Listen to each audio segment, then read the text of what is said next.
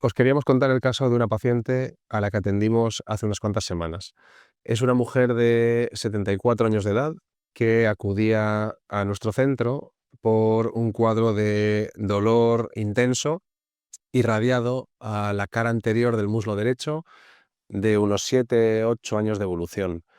Ella nos contaba que se le había intervenido hacía 3 años con la implantación de una prótesis total de cadera, porque se había asumido que ese dolor podía venir de la cadera y, desgraciadamente, a pesar de esa intervención, ella refería que continuaba exactamente con el mismo dolor, lo cual le resultaba bastante frustrante. Tras explorarle, vimos que tampoco presentaba un gran dolor lumbar, pero que ella contaba cómo el dolor parecía que venía desde la zona glútea hacia la zona del muslo y nos hizo sospechar que el problema podía venir de la columna lumbar. Efectivamente, le solicitamos unos estudios de imagen, unas radiografías de la columna en bipedestación y una resonancia magnética lumbar para ver si había algún nervio comprimido a nivel de la columna.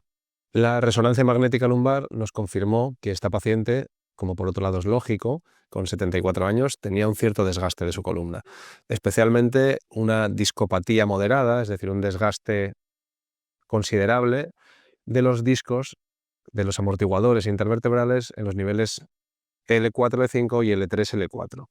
En el lado izquierdo de la columna había una leve disminución en el calibre de los forámenes, es decir, en la salida de los nervios de la columna, pero no era algo muy significativo. Sin embargo, en el lado derecho de su columna sí podía verse cómo el foramen del nervio L3 derecho y, de forma moderada, en el L4 derecho presentaban una disminución más importante de su calibre y nos pareció que era compatible con los síntomas que contaba la paciente.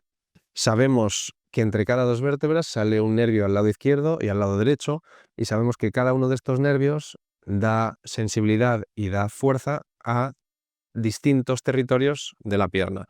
Y sabemos que, en concreto, el nervio L3 es el nervio que da la sensibilidad a la parte anterior del muslo. Entonces nos encontramos con una paciente que tiene un dolor en la parte anterior del muslo derecho, lo que llamamos habitualmente cruralgia, y unas imágenes de resonancia que nos invitan a pensar que el nervio L3 y posiblemente el nervio L4 pueden estar comprimidos. Ante esta situación, nos planteamos distintas opciones con la paciente. Creemos, con todos los hallazgos que tenemos y con una exploración física compatible, que una cirugía debería descomprimir completamente ese nervio y liberarle de su dolor.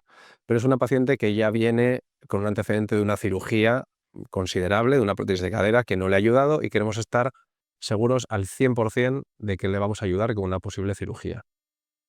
Con el objetivo de realizar un diagnóstico todavía más preciso y estar seguros al 100% de que el origen de su dolor está en la compresión de esos nervios, le planteamos a la paciente realizar una infiltración foraminal. Con un aparato de radiología o de escopia intraoperatoria, lo que hacemos es buscar la salida del nervio y, una vez que estamos cerca de ese túnel de salida, inyectar un contraste que dibuja el trayecto de esa raíz nerviosa. Y eso nos confirma que estamos en el lugar indicado. Una vez ahí, inyectamos una mezcla habitualmente de anestésico local y de un antiinflamatorio, corticoide habitualmente, con el objetivo de anestesiar ese nervio, reducir la inflamación y aliviar el dolor. Así lo hicimos en esta paciente y el alivio de los síntomas fue inmediato, lo cual nos confirmó que el origen del dolor que ella sentía en el muslo desde hacía ya años estaba en la columna lumbar. Como habíamos hablado antes de la infiltración, el objetivo no era solo diagnóstico, es decir, no era solo para confirmar si el origen del dolor estaba ahí, sino que lo que también queríamos era aliviarle todo el tiempo posible.